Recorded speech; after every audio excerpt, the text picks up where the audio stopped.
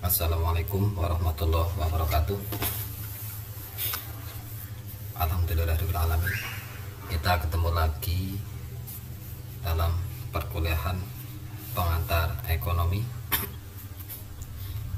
Pada kesempatan kali ini kita akan membahas materi mengenai produksi.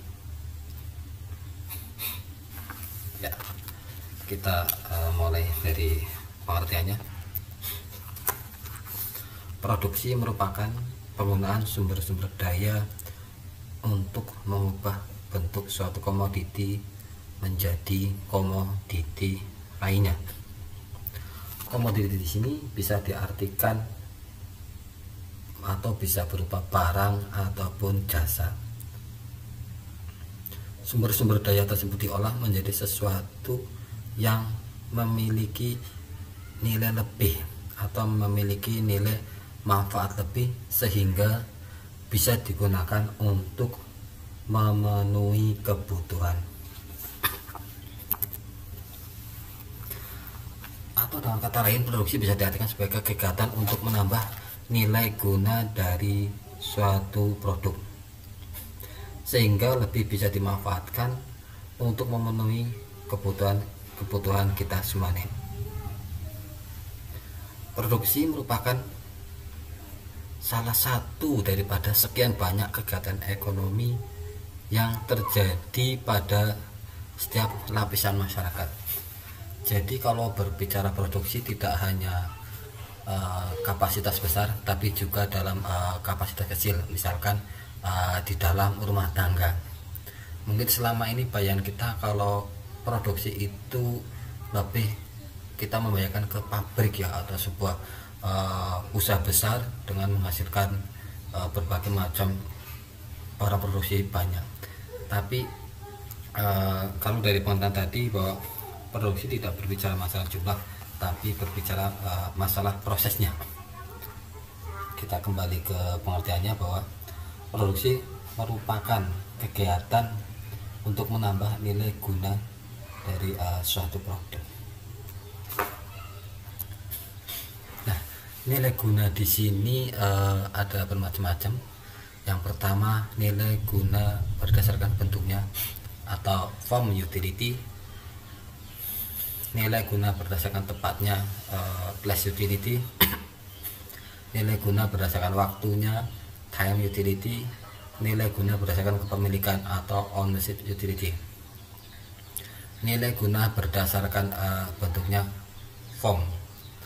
Misalkan seperti ini, bahwa terkadang kita melihat ada misalnya kayu ya begitu besar, dibiarkan saja di tengah hutan itu karena bentuknya besar dan sulit membawanya. Tapi kalau coba kita rubah bentuknya menjadi kusen, menjadi kaso, atau menjadi blabag, tentu itu akan memiliki nilai guna yang lebih. Misalkan kusen-kusen bisa digunakan untuk tiang pintu dan lain sebagainya. Yang kedua, nilai guna berdasarkan tempatnya. Misalkan ada pasir di sungai, itu akan lebih bermanfaat kalau kita pindahkan pasir tersebut ke daerah yang sedang memproduksi atau sedang membuat jalan seperti itu. Misalkan pasir itu bisa diaduk dengan semen dan lainnya untuk menjadi sebuah bangunan atau menjadi sebuah jalan. Yang selanjutnya adalah nilai guna berdasarkan waktu atau time utility. Misalkan kayak mantel itu akan lebih berguna pada saat musim hujan seperti itu. Yang selanjutnya adalah kepemilikan atau ownership utility. Terkadang sebuah produk atau sebuah barang akan begitu bermanfaat ketika dimiliki atau digunakan oleh orang yang membutuhkan. Seperti misalkan kayak kita di sini sebagai akademisi dan Anda sebagai mahasiswa tentu lebih membutuhkan laptop atau netbook untuk mengerjakan tugas-tugas kita dibandingkan para pekerja di lapang, misalkan penjual sayuran, penjual bakso keliling, itu tidak membutuhkan netbook atau laptop. Akan lebih bermanfaat netbook atau laptop tersebut ketika dimiliki oleh Anda, misalkan sebagai mahasiswa, dibandingkan oleh pedagang bakso atau pedagang lainnya yang pedagang eceran yang tidak membutuhkan laptop seperti itu.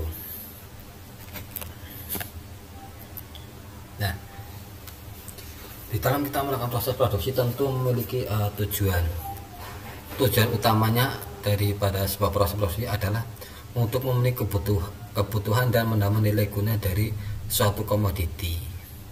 Saya ulang lagi, tujuan utamanya daripada produksi adalah untuk memenuhi kebutuhan dan menambah nilai guna dari suatu komoditi. Tadi mengenai nilai guna sudah kita bahas. Kita selain daripada tujuan tadi, tujuan produksi adalah menghasilkan barang atau jasa. Yang kedua, mendapatkan keuntungan. Yang ketiga, mengganti barang yang rusak. Dan yang selanjutnya adalah mencapai kemakmuran. Itu tujuan akhir atau tujuan secara umum, yaitu mencapai kemakmuran.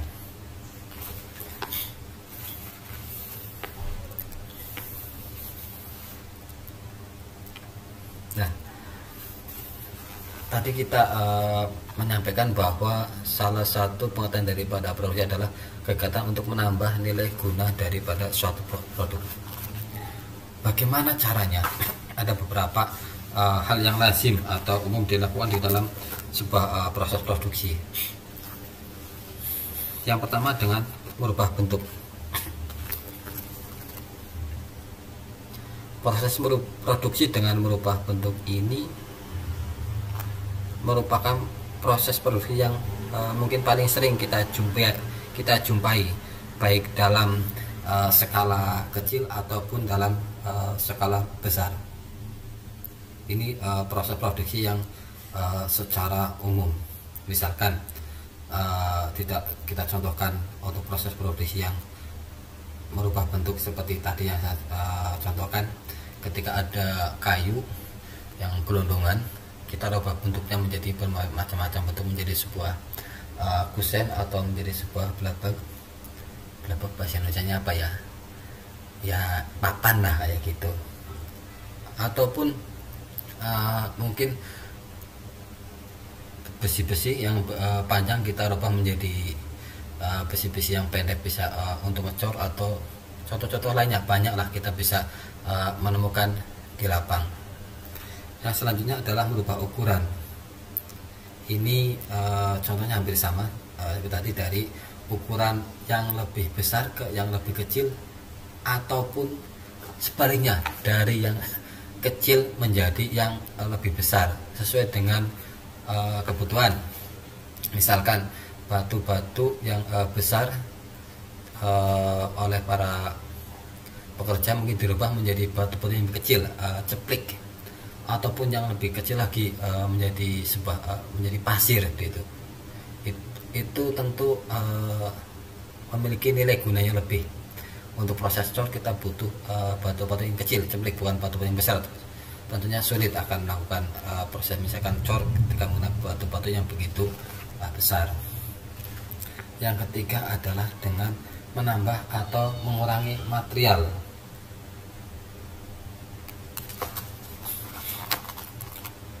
Untuk memanfaatkan atau menambah nilai guna suatu produk, kadang kita harus menambah dengan bahan lainnya sehingga memiliki manfaat yang lebih. Misalkan kita memproduksi roti, di situ ada beberapa bahan yang dicampur dari mulai gandum, pewarna, pemanis, pengembang, dan lain sebagainya. Di dalam proses pembuatan roti, di situ beberapa bahan dicampurkan menjadi satu sehingga menjadi sebuah roti, menjadi sebuah hasil yang dibutuhkan atau hasil yang sesuai daripada keinginan produsen itu sendiri.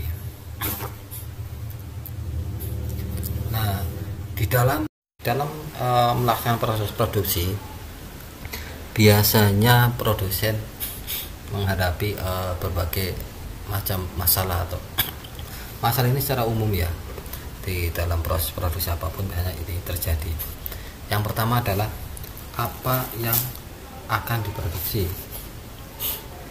Apa yang akan diproduksi merupakan pertanyaan pertama dan utama yang dihadapi oleh produsen ketika akan memproduksi suatu komoditi. Pertanyaan ini akan terjawab ketika produsen melihat kebutuhan yang ada yang harus dipenuhi. Maksudnya di sini adalah ketika kita akan memproduksi sesuatu, biasanya kita akan melakukan survei dahulu, melihat kebutuhannya itu apa sih, kita butuh apa yang kita perlukan, baru kita akan memproduksinya. Yang kedua, bagaimana cara memproduksinya. Setelah tahu apa yang akan diproduksi, maka akan timbul pertanyaan selanjutnya, yaitu bagaimana cara memproduksinya. Untuk memproduksi suatu komoditi yang dibutuhkan oleh konsumen bukanlah hal yang mudah, memerlukan riset yang baik sehingga yang dihasilkan oleh kita itu tepat, jadi tidak asal. Yang selanjutnya adalah berapa jumlah barang ataupun jasa yang dihasilkan. Kebutuhan terhadap barang atau jasa tersebut tentu berbeda-beda antara suatu daerah yang satu dengan daerah yang lainnya. Hal ini perlu diperhatikan betul bagi para produsen ketika akan melakukan proses produksi, sehingga produk yang dihasilkan itu tidak sia-sia. Artinya tidak sia-sia adalah tepat guna, tepat sasaran, tepat manfaat, dan tidak ada pemborosan. Misalkan butuh 10 diproduksi 15, tentu itu akan berlebihan. Nantinya di dalam proses selanjutnya akan memberikan kerugian bagi para produsen, baik kerugian saat itu ataupun kerugian di setelahnya. Yang selanjutnya adalah faktor-faktor produksi yang digunakan. Faktor-faktor produksi merupakan sumber daya yang digunakan dalam sebuah proses produksi, atau dengan kata lain merupakan faktor yang mempengaruhi dalam proses produksi. Faktor-faktor produksi tersebut, yang pertama adalah tenaga kerja, yang kedua modal, yang ketiga sumber daya fisik atau sumber daya alam, yang keempat entrepreneurship, yang kelima sumber informasi. Yang pertama adalah tenaga kerja. Tenaga kerja adalah segala kemampuan manusia, baik fisik maupun rohani, yang digunakan untuk menghasilkan sejumlah barang ataupun jasa. Dalam melakukan sebuah proses produksi, kemampuan tenaga kerja akan sangat menentukan terhadap hasil yang dicapai. Makanya di dalam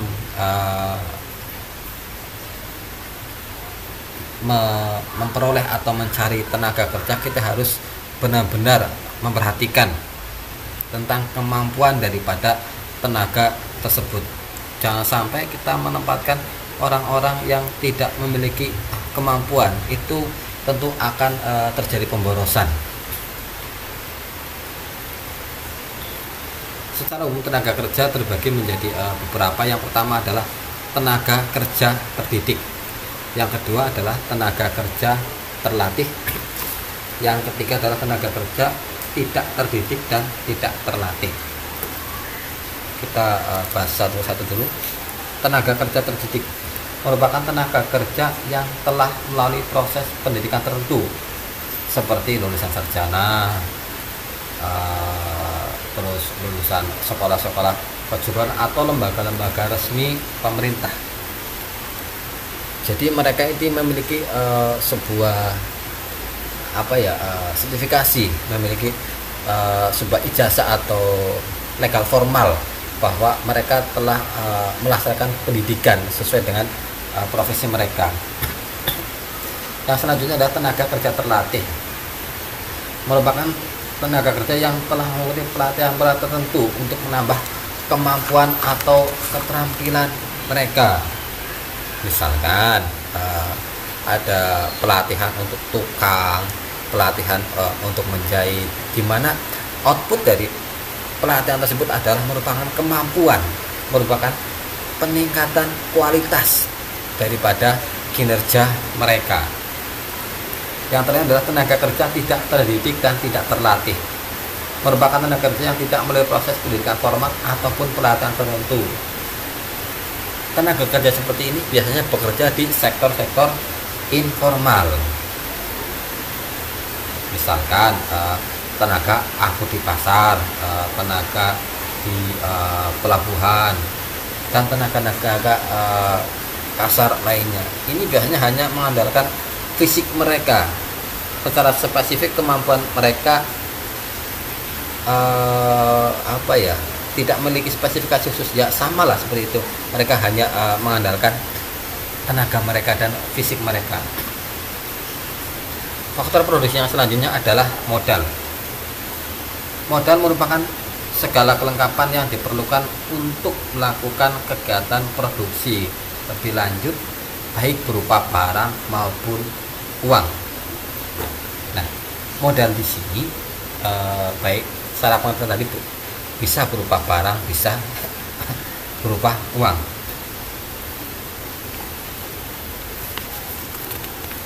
Modal menurut sumber kepemilikannya ini dibagi menjadi dua, yaitu modal sendiri dan modal asing. Modal sendiri adalah modal yang berasal dari diri sendiri atau modal yang berasal dari pemilik usaha tersebut. Yang selanjutnya adalah modal asing, adalah modal yang berasal dari investor, bisa perorangan atau lembaga atau perusahaan. Investor ini biasanya menerima bagi hasil dari usaha yang kita jalankan. Nah, yang namanya usaha itu tentu berkembang. Mungkin pada awalnya kita hanya modal sendiri, tapi lama kelamaan usaha kita tambah besar, kita tentu ingin mengembangkan sayap, kita bisa menjalin kerjasama dengan investor-investor dari luar. Investor tersebut bisa berupa perorangan pribadi, misalkan orang yang memiliki uang lebih, bisa kita ajak bersama, ataupun lembaga-lembaga tertentu ataupun perusahaan-perusahaan tertentu. Yang kedua, modal menurut sifat. Ini ada tiga. Yang pertama modal tetap, yang kedua modal menurut sifat dibagi menjadi tiga. Yang pertama modal tetap, yang kedua modal lancar, yang ketiga adalah modal variabel. Modal tetap adalah modal yang digunakan untuk memproduksi suatu barang atau jasa. Modal ini merupakan modal pokok yang digunakan dalam proses produksi. Yang kedua modal lancar, merupakan modal yang digunakan untuk melakukan proses produksi. Yang ketiga adalah modal variabel, merupakan modal yang besar kecilnya tergantung terhadap banyak sedikitnya barang yang diproduksi. Jadi besar kecilnya modal variabel ini tergantung daripada barang yang diproduksinya. Mau produksi 10 tentu modalnya sekian, mau produksi 11 sekian, dan seterusnya. Biasanya semakin banyak atau semakin sedikit, besar kecilnya akan mengikuti. Faktor produksi yang ketiga adalah sumber daya fisik atau sumber daya alam. Adalah segala sesuatu yang telah tersedia di alam dan dapat digunakan untuk proses produksi dalam usaha mencapai kemakmuran. Ketersediaan sumber daya alam jumlahnya terbatas, hingga kita ini harus bijak di dalam menggunakan sumber daya alam tersebut. Yang keempat adalah entrepreneurship atau kewirausahaan, merupakan kemampuan dalam mengelola sesuatu agar memiliki nilai guna lebih baik. Banyaknya faktor produksi yang digunakan. Nah, Di dalam entrepreneurship ini ada beberapa keterampilan atau keahlian yang harus dimiliki oleh seorang entrepreneurship atau seorang wirausaha. Di antaranya adalah keahlian memimpin. Setiap wirausaha harus memiliki jiwa kepemimpinan, dimulai dari memimpin diri sendiri.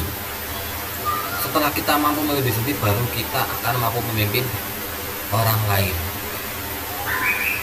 Dimana kepemimpinan sendiri ada yang mengatakan bahwa suatu ilmu dan seni untuk mempengaruhi orang lain agar mau mengikuti apa keinginan kita.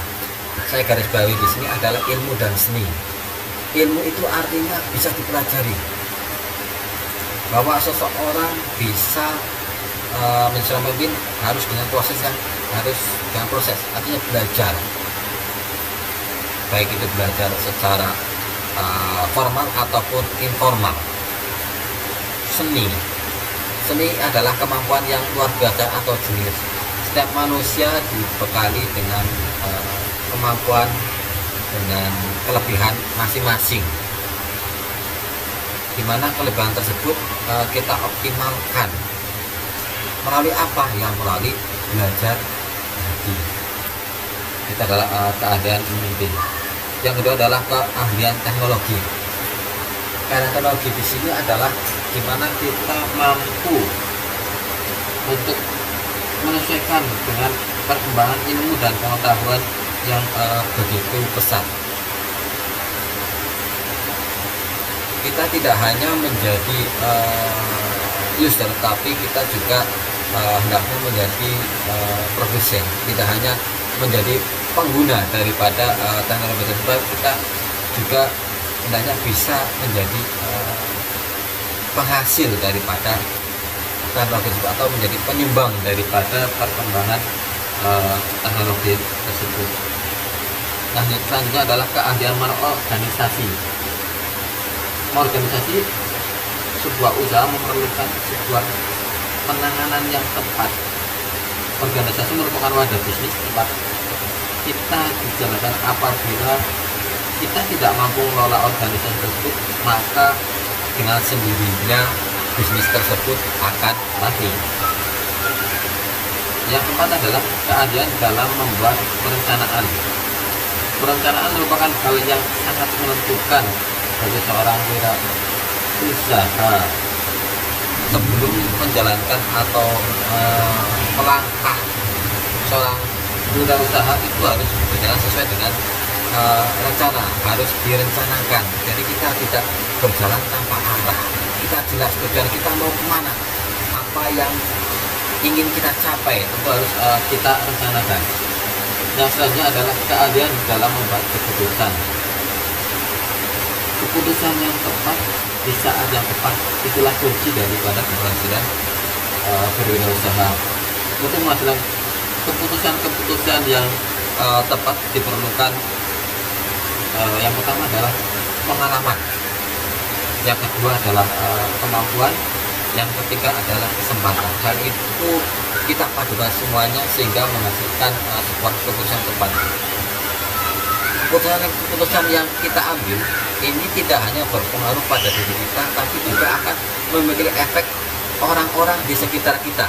Apalagi kalau kita sudah memiliki sebuah posisi yang penting, misalkan menjadi seorang manajer dalam sebuah perusahaan, apa yang akan kita ambil atau apa yang akan kita putuskan ini akan berpengaruh terhadap perusahaan dan berpengaruh terhadap karyawan-karyawan kita, bahkan atasan-atasan kita. Makanya keahlian dalam membuat keputusan ini menjadi sesuatu yang sangat vital.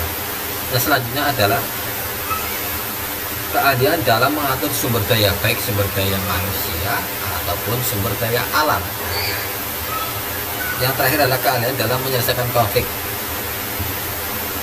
Dalam sebuah organisasi, masalah tentu ada. Di sini kita bagaimana menyelesaikan masalah tersebut, bagaimana membuat masalah itu selesai, bahkan membuat sebuah masalah menjadi berkah. Seperti ini. Sekarang ini lagi rame COVID-19. Banyak saudara-saudara kita yang kerja di sebuah perusahaan itu mengalami PHK. Kita tentu prihatin. Tapi dari kejadian tersebut, ini bagi sebagian orang malah memunculkan jiwa kewirausahaannya, memunculkan ide-ide kreatifnya. Banyak para pengusaha muda dadakan yang muncul. Misalkan dari tadinya masker yang biasa saja sekarang menjadi sebuah kebutuhan pokok. Tentu ini menjadi peluang usaha bagi orang yang kreatif untuk memproduksi masker, hand sanitizer, dan produk lainnya. Itu satu contohnya adalah bagaimana kita bagaimana kita mengubah masalah itu menjadi sebuah berkah. Yang terakhir adalah sumber informasi atau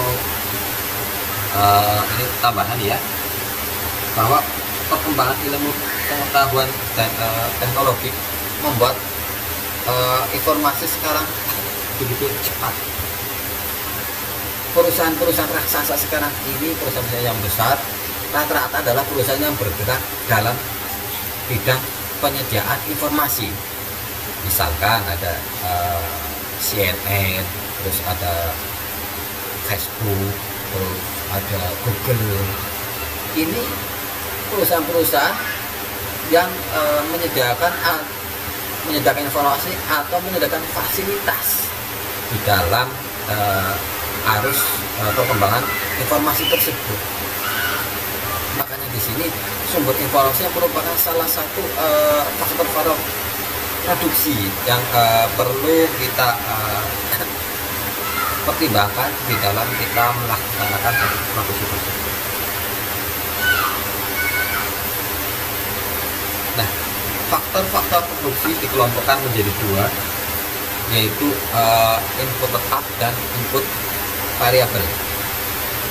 Input tetap adalah input yang dalam jangka waktu pendek relatif, input yang dalam jangka waktu relatif pendek tidak berubah. Contoh input tetap dalam pertanyaan adalah tenaga kerja dan nama. Ini cenderung tetap. Yang lain input variabel, input yang dalam jangka waktu relatif akan berubah. Contoh di dalam pertanyaan input variabelnya adalah modal, pupuk, dan lainnya. Ini tergantung daripada jenis tanaman yang akan kita gunakan. Ini contohnya. Nah, secara umum skema sistem produksi ini seperti ini. Dimulai daripada faktor-faktor produksi tersebut mengalami proses transformasi nilai. Nah, di dalam proses transformasi nilai di sini bisa dengan tadi merubah bentuk, merubah ukuran, menambah atau mengurangi material. Dari proses tersebut dihasilkanlah output barang atau jasa. Barang atau jasa di sini bisa berupa sesuatu yang langsung pakai ataupun yang setengah jadi. Yang setengah jadi misalkan dari benang, dari sutra, dari urat sutra itu dilakukan proses transformasi, dilakukan proses merubah bentuk menjadi kain. Nah, kain ini adalah merupakan barang setengah jadi sebagai bahan baku untuk membuat baju, untuk membuat celana, membuat selimut, dan lain sebagainya. Nah, dari output di sini akan menghasilkan umpan balik untuk pengendalian input. Dari output di sini bisa menjadi input lagi, tergantung jenis daripada produk tersebut. Jadi ini selalu berputar. Nah, beberapa karakteristik di dalam proses produksi yang perlu diperhatikan, pertama ada kapasitas, yang kedua efisiensi, yang ketiga efektivitas, dan yang terakhir adalah fleksibilitas. Kapasitas ini mengenai kapasitas jumlah, efisiensi dan pemborosan yang sering terjadi dalam industri diantaranya adalah kelebihan produksi dibanding permintaan pasar. Yang kedua adalah waktu menunggu, terus inventory atau persediaan. Ini mungkin usaha perusahaan dalam rangka mencoba menganalisis permintaan pasar, tapi mungkin bisa saja analisis tersebut meleset sehingga persediaan begitu banyak. Yang selanjutnya adalah pembuatan produk cacat. Ini bisa saja terjadi karena human error atau karena faktor lainnya. Asalnya adalah proses produksi yang tidak efektif dan efisien. Hal-hal tersebut hendaknya kita hindari karena ini akan menciptakan pemborosan di dalam sebuah industri. Mungkin dari saya seperti itu. Ada suatu quotes dari saya, obat yang paling ampuh adalah bersyukur. Dengan bersyukur, perasaan jadi tenang dan penyakit akan menjauh. Karena pada hakikatnya penyakit itu berasal dari diri kita. Maka dari itu perbanyak bersyukur. Itu resepnya. Terima kasih atas segala perhatiannya. Mohon maaf atas segala kekurangan dan kekhilafan. Semoga bermanfaat. Assalamualaikum warahmatullahi wabarakatuh.